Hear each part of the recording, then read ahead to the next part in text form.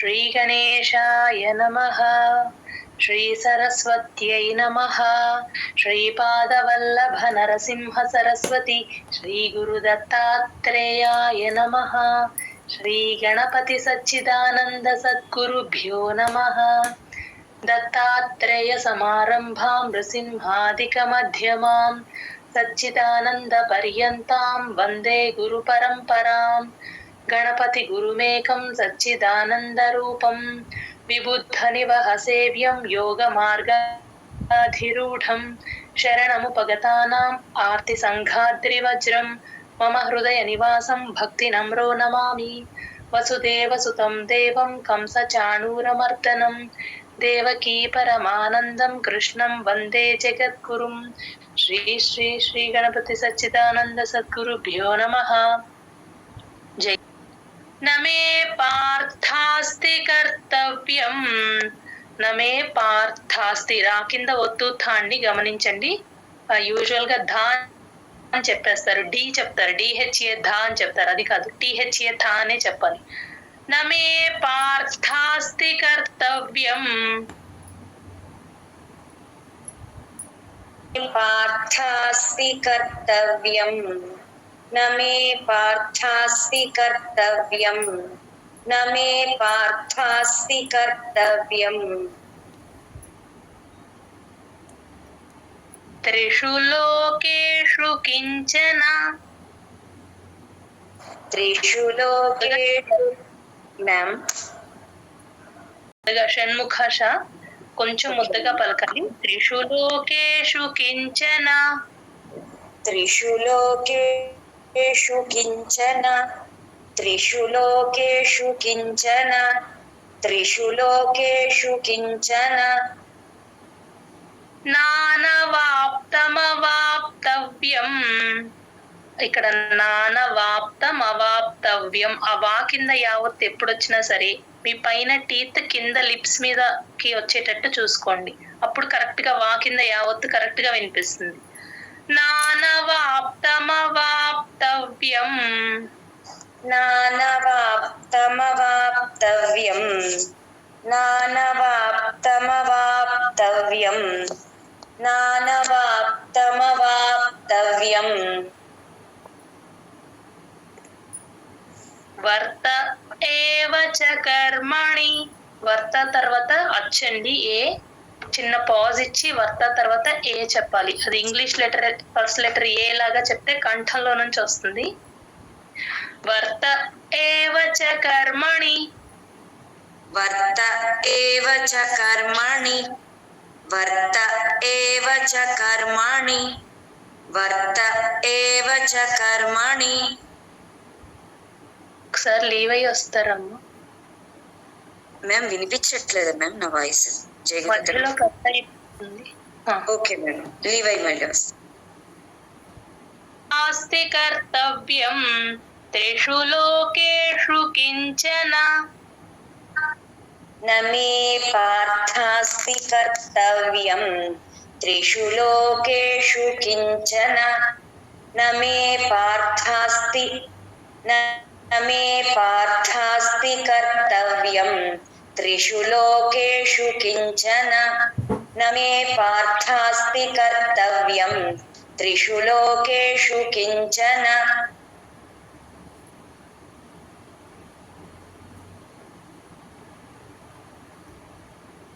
సమవాప్తవ్యం వర్త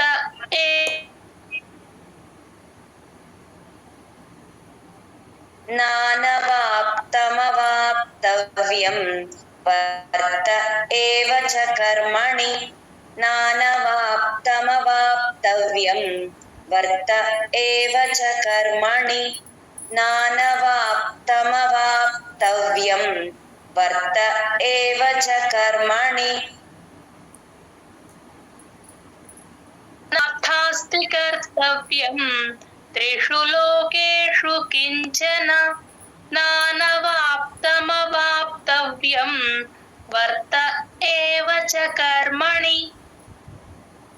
न मे पार्थास्ति कर्तव्यं त्रिषु लोकेषु किंचन नानवाप्तमवाप्तव्यं वाप्तमवाप्तव्यं वर्त एव च कर्मणि न मे पार्थास्ति कर्तव्यं त्रिषु लोकेषु किञ्चन नानवाप्तमवाप्तव्यं वर्त एव च कर्मणि न मे पार्थास्ति कर्तव्यं त्रिषु लोकेषु किञ्चन नानवाप्तमवाप्तव्यं वर्त एव च कर्मणि न मे पार्थास्ति कर्तव्यं त्रिषु लोकेषु किञ्चन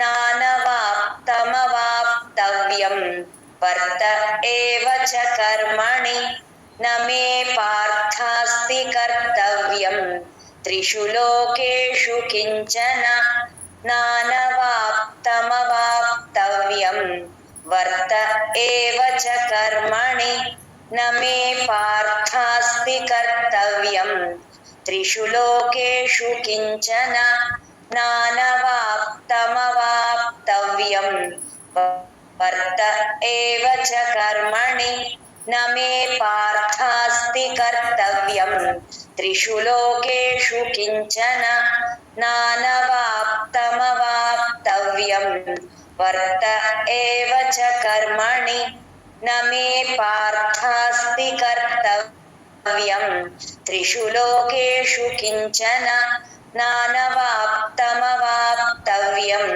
वर्त एव च कर्मणि. జై గురుదత్త మ్యామ్. జై గురుదత్త. 23వ శ్లోకం, శ్లోక నెంబర్ 23. యది హ్యహం న వర్తేయ, ఇది యది అని పట్టుకొని హా కింద యావత్తు ఉంది కాబట్టి సంయుక్తాక్షరం కాబట్టి డీకి జాయిన్ చేసి చెప్పాలి. ఆ యా క్లియర్ గా వినిపించాలి, హా కింద యావత్తు. అది కొంచెం అందరూ గమనించుకోండి. యది హ్యహం న వర్తేయ, ఇది మనం బాలస్వామిజీ గారి ఆడియో ఫాలో అవుతాము. స్వామీజీ గారు ఎం అని చెప్పారు, ఇక్కడ ఎన్ చెప్పినా తప్పులేదు. యది హ్యహం న వర్తేయ అని చెప్పినా తప్పులేదు. యది హ్యహం న వర్తేయ, యది హ్యహం న వర్తేయ, యది హ్యహం న వర్తేయ, యది హ్యహం న వర్తేయ. జాతు కర్మణ్య తంద్రితః, తంద్రితః దా కింద రావత్తుందండి, అది క్లియర్ గా వినిపించాలి. కర్మణ్య అణాకి యావత్తు కూడా క్లియర్ గా వినిపించాలి. జాతు కర్మణ్య తంద్రితః, జాతు కర్మణ్య తంద్రితః, జాతు కర్మణ్య తంద్రితః, జాతు కర్మణ్య తంద్రితః.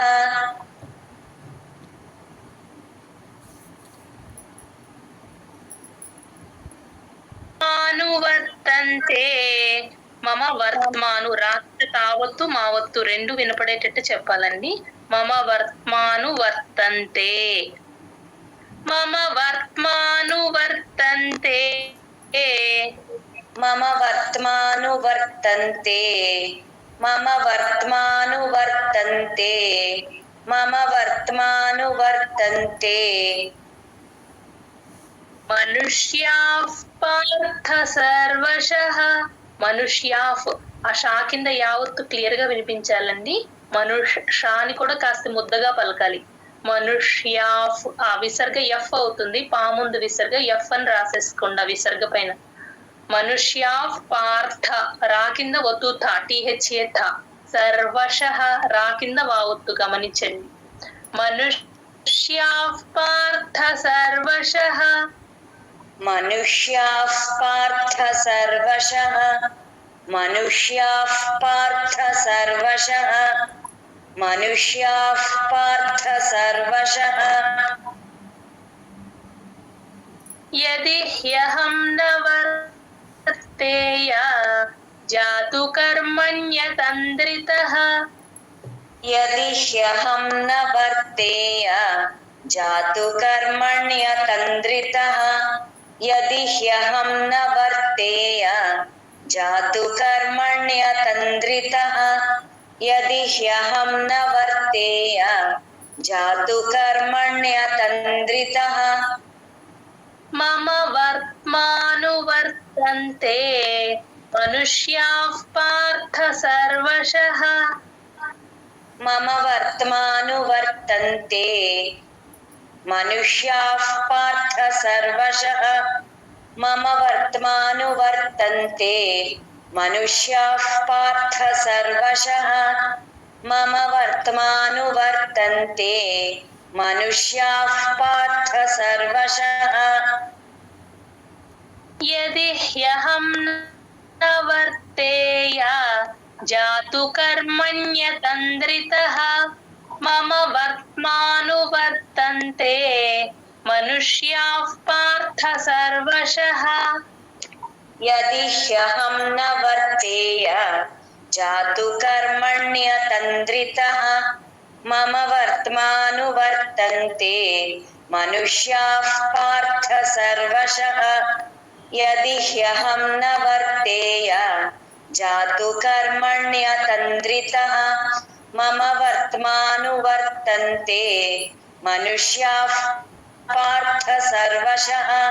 యది హ్యహం న వర్తేయ జాతు కర్మణ్యతంద్రితః మమ వర్త్మానువర్తంతే మనుష్యాః పార్థ సర్వశః.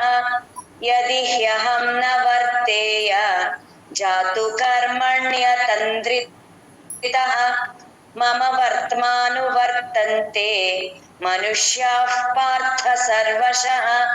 యది హ్యహం న వర్తేయ జాతు కర్మణ్యతంద్రితః మమ వర్త్మానువర్తంతే మనుష్యాః పార్థ సర్వశః.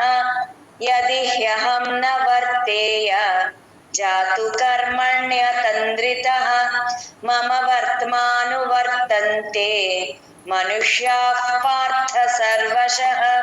యది హ్యహం న వర్తేయ జాతు కర్మణ్యతంద్రితః మమ వర్త్మానువర్తంతే మనుష్యాః పార్థ సర్వశః. జై గురుదత్త మ్యామ్. జై గురుదత్త. వాయిస్ ఓకేనా? ఓకే మ్యామ్, వినిపిస్తుంది. 24వ శ్లోకం, శ్లోక నెంబర్ 24. ఉత్సీదేయురిమే లోకాః. ఉత్ ఊకి తాని జాయిన్ చేసి చెప్పాలి. ఉత్ సీదే, ఆ తా కరెక్ట్ గా వినిపించాలి. చాలా మంది ఇక్కడ ఉత్సీదే అనేస్తారు, ఆ తా వినిపించకుండా పలికేస్తారు. అలా కాకుండా ఉత్సీదే క్లియర్ గా వినిపించాలి. ఉత్సీదే యురిమే, యాగుణింతంలో యు అండి అది. యురిమే లోకాః. ఉత్సీదే యురిమే లోకాః. ఉత్సీదేయురిమే లోకాః. ఉత్సీదేయురిమే లోకాః. ఉత్సీదేయురిమే లోకాః. న కుర్యాం కర్మ చేదహం. న కుర్యాం, రా కింద యావత్తు గమనించండి, క్లియర్ గా వినిపించాలి. కుర్యాం కర్మ చేదహం. జై గురుదత్త. న కుర్యాం కర్మ చేదహం. న కుర్యాం కర్మ చేదహం. న కుర్యాం కర్మ చేదహం. న కుర్యాం కర్మ చేదహం. సంకరస్య చ కర్తా స్యాం. సంకరస్య చ, రా తర్వాత సా కింద యావత్తుంది కాబట్టి సంకరాకి సాని జాయిన్ చేసి చెప్పాలి. సంకరస్య చ, ఆ యా క్లియర్ గా వినిపించాలండి. ఎక్కడ యకారం వచ్చినా హైలైట్ చేసి క్లియర్ గా వినిపించేటట్టు పలకాలి. సంకరస్య చ కర్తా స్యాం, రా కింద తావత్తు. కర్తా స్యాం, సా కింద యావత్తు కూడా క్లియర్ గా వినిపించాలి. సంకరస్య చ కర్తా స్యాం. సంకరస్య చ కర్తా స్యాం. సంకరస్య చ కర్తా స్యాం. సంకరస్య చ కర్తా స్యాం. ఉపహన్యామి మాః ప్రజాః. ఇది ఊ అచ్చండి, గొంతులో నుంచి రావాలి. వాకి కొమ్ము ఊ అనకూడదు, ఊ కంఠంలో నుంచి రావాలి. ఉపహన్యాః క్లియర్ గా వినిపించాలి. ఉపహన్యా, నా కింద యావత్తు. ఉపహన్యామి మాఫ్, మిమా తర్వాత ఉన్న విసర్గ ఎఫ్ సౌండ్, ఎఫ్ లాగా పలుకుతాం. పా ముందు విసర్గ ఎప్పుడు వచ్చినా ఎఫ్ లాగే పలుకుతాం. ఉపహన్యామి మాఫ్ ప్రజాహ, ఆ పా కింద రావద్దు కూడా క్లియర్ గా వినిపించేటట్టు పలకాలి. ప్రజాహ, ఉపహన్యామి మాఫ్ ప్రజాహ. ఉపహన్యామి మాః ప్రజాః ఉపహన్యామి మాః ప్రజాః ఉపహన్యామి మాః ప్రజాః ఉత్సీదేయురిమే లోకాః న కుర్యాం కర్మ చేదహం. उत्सीदेयुरिमे लोकाः न कुर्यां कर्म चेदहम् उत्सीदेयुरिमे लोकाः न कुर्यां कर्म चेदहम् उत्सीदेयुरिमे लोकाः न कुर्यां कर्म चेदहम् సంకరస్య చ కర్తాస్యాం ఉపహన్యామి మాః ప్రజాః. संकरस्य च कर्तास्याम् उपहन्यामि माः प्रजाः संकरस्य च कर्तास्याम् उपहन्यामि माः प्रजाः संकरस्य च कर्तास्याम् उपहन्यामि माः प्रजाः. ఇక్కడ స్టార్టింగ్ ది కూడా ఊ అచ్చు కాబట్టి కంఠంలో నుంచే రావాలి. అందరూ గమనించుకోండి. యూజువల్ గా ఊ అనేస్తారు, వాకి కొమ్ము పెడతారు, అలా అనకూడదు. ఊ అంతే, అచ్చు అది. ఓవెల్ సౌండ్ కాబట్టి మనం కంఠంలో నుంచే పలకాలి. ఓవెల్ సౌండ్స్ అన్ని కూడా మనం కంఠంలో నుంచే వచ్చేటట్టు చూసుకోవాలి. ఉత్సీదేయురిమే లోకాః న కుర్యాం కర్మ చేదహం సంకరస్య చ కర్తాస్యాం ఉపహన్యామి మాః ప్రజాః. उत्सीदेयुरिमे लोकाः न कुर्यां कर्म चेदहम् संकरस्य च कर्तास्याम् उपहन्यामि माः प्रजाः उत्सीदेयुरिमे लोकाः न कुर्यां कर्म चेदहम् संकरस्य च कर्तास्याम् उपहन्यामि माः प्रजाः उत्सीदेयुरिमे लोकाः न कुर्यां कर्म चेदहम् संकरस्य च कर्तास्याम् उपहन्यामि माः प्रजाः उत्सीदेयुरिमे लोकाः न कुर्यां कर्म चेदहम् संकरस्य च कर्तास्याम् उपहन्यामि माः प्रजाः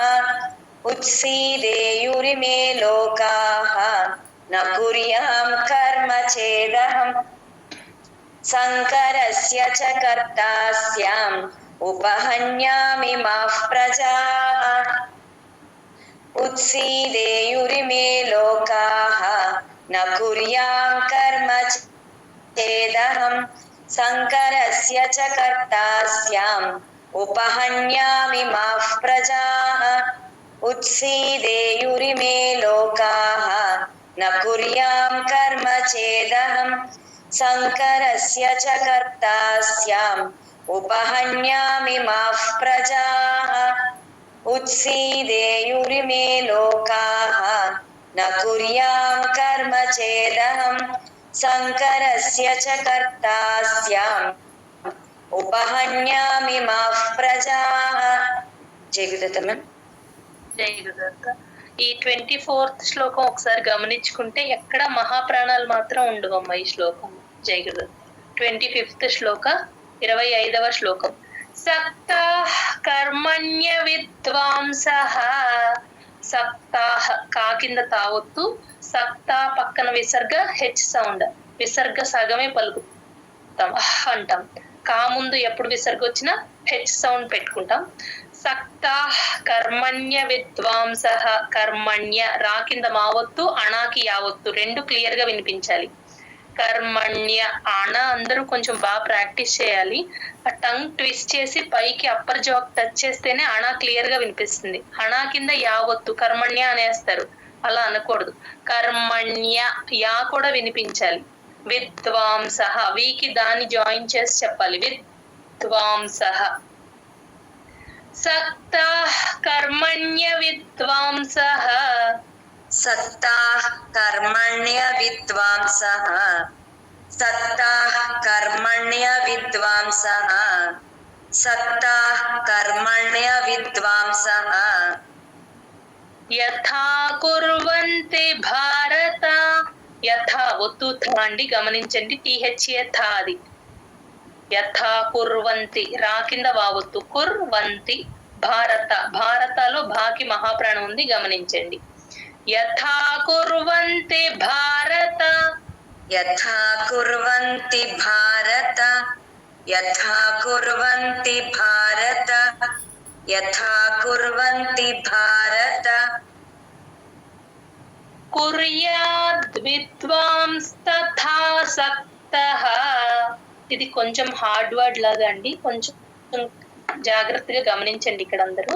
కుర్యాద్ రా కింద యావత్తు. కూకి దాన్ని జాయిన్ చేసి చెప్పాలి. కుర్ యాద్. యాకి దాన్ని జాయిన్ చేయాలి. కుర్యాద్ విద్వాం. వీకి దాన్ని జాయిన్ చేయాలి. విద్వాం. తథా సా కింద తావత్తు టి. ఒక్కసారి షర్మిల గారు మ్యూట్ పెట్టుకోండి. కుర్యాద్ విద్వాంస్తథా ఒత్తు థా టిహెచ్ఏ థా. కుర్యాద్ విద్వాంస్తథా. థా తర్వాత 2 నెంబర్ సింబల్ లాగా ఉంది కదండి, అది అవగ్రహం సింబల్. దీర్ఘాన్ని ఒక్క రెప్పపాటు ఎక్స్టెండ్ చేయాలంతే. కుర్యాద్ విద్వాంస్తథా సక్తః. సక్తః కా కింద తావత్తు, తర్వాత విసర్గ ఉంది, గమనించండి. కుర్యాద్ విద్వాంస్తథా సక్తః. कुर्यात् विद्वांस्तथा सक्तः कुर्यात् विद्वांस्तथा सक्तः कुर्यात् विद्वांस्तथा सक्तः చికీర్షుర్లోక సంగ్రహం. చికి ఇక్కడ కీకి దీర్ఘం ఉందండి, అందరూ గమనించండి, వదిలేస్తారు, అండర్లైన్ చేసుకోండి అది. చికీర్షుర్ రా కీకి రాని జాయిన్ చేసి చెప్పాలి. చికీర్షుర్ అషా కాస్త ముద్దగా పలకాలి. చికీర్షుర్ లోక. చికీర్షుర్ లోక సంగ్రహం. గా కింద రకారం ఉంది, గమనించండి. సంగ్రహం అనేకూడదు, సంగ్రహం. చికీర్షుర్లోక సంగ్రహం. चिकीर्षुर्लोक संग्रहं चिकीर्षुर्लोक संग्रहं चिकीर्षुर्लोक संग्रहं सक्तः कर्मण्य विद्वांसः यथा कुर्वन्ति भारत. सक्ताः कर्मण्य विद्वांसः यथा कुर्वन्ति भारत सक्ताः कर्मण्य विद्वांसः यथा कुर्वन्ति भारत सक्ताः कर्मण्य विद्वांसः यथा कुर्वन्ति भारत कुर्याद् विद्वांस्तथा सक्तः चिकीर्षुर्लोक संग्रहम्. कुर्याद् विद्वांस्तथा सक्तः चिकीर्षुर्लोक संग्रहम् कुर्याद् विद्वांस्तथा सक्तः चिकीर्षुर्लोक संग्रहम् कुर्याद् विद्वांस्तथा सक्तः चिकीर्षुर्लोक संग्रहम् सक्तः कर्मण्य विद्वांसः यथा कुर्वन्ति भारत. कुर्याद् विद्वांस्तथा सक्तः चिकीर्षुर्लोक संग्रहम्. सक्ताः कर्मण्य विद्वांसः यथा कुर्वन्ति भारत कुर्याद् विद्वांस्तथा सक्तः चिकीर्षुर्लोकसङ्ग्रहम् सक्ताः कर्मण्य विद्वांसः यथा कुर्वन्ति भारत कुर्यात् विद्वांस्तथा सक्तः चिकीर्षुर्लोकसङ्ग्रहम् सक्ताः कर्मण्य विद्वांसः यथा कुर्वन्ति भारत कुर्यात् विद्वांस्तथा सक्तः चिकीर्षुर्लोकसङ्ग्रहम् सक्ताः कर्मण्य विद्वांसः सक्ताः कर्मण्य विद्वांसः यथा कुर्वन्ति भारत कुर्यात् विद्वांस्तथा सक्तः चिकीर्षुर्लोकसङ्ग्रहम् सक्ताः कर्मण्य विद्वांसः यथा कुर्वन्ति भारत कुर्यात् विद्वांस्तथा सक्तः चिकीर्षुर्लोकसङ्ग्रहम्